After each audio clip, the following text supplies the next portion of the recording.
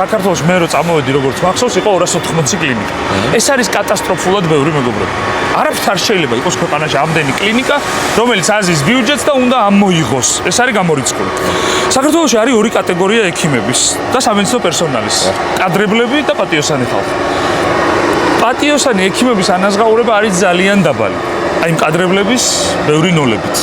და ჩემთვის ეს ხარჯზე იწევს ეს ნოლები. ესენი მანიმეიქერები არიან კლინიკებისთვის, ესენი არ არიან იმ ღირსებით პროფესიით ექიმები, ვინც უნდა იყვნენ და რის ხარჯზე იწევს რა?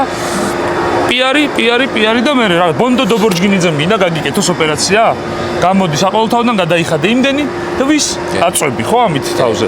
შენს ისედაც შეჭურებულ მოსახლეობას, რომელსაც სინამდვილეში ძალიან ბევრჯერ ყოფილა შემთხვევა, რომ ქირურგი, რომელსაც სიტყვაზე ამაზე ჰონორარი აქვს ზოგადად დაგებული, საერთოდ არ არის საოპერაციო ნამყოფი და გააკეთებინა ოპერაცია რეზიდენტებს. რეზიდენტებმა ოპერაცია უნდა აკეთონ, არც ამის წინააღმდეგი არ ვარ და მეც ვიყავი რეზიდენტი და მეც გამოუზარდე ასე ვთქვათ, ასე თუ ისე ბიჭები, რომელსაც ვაკეთებინებ და უნდა აკეთებინო ოპერაცია. სხვანაირად არ ვითარდება. მაგრამ ფულს რის ხარჯზე შევუყო? ადამიანი, რომელიც წავიდა სახლს ყიდის, მანქანას ყიდის, ძროხას ყიდის. ხდები? ამიტომ შენ რა ხდება უყურე ქვეყანაში თავი პრობლემა?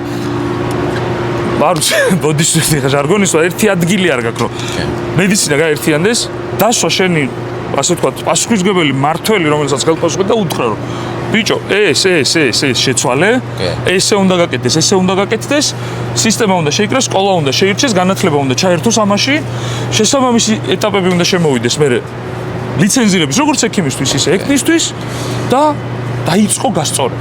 ამის დაცვად რა ხდება უყურე? ეს ტიპები არიან ხელშეუხებლები წყალებში და რაღაცა გაურკვევლად შეუვლებენ ამ ფულს.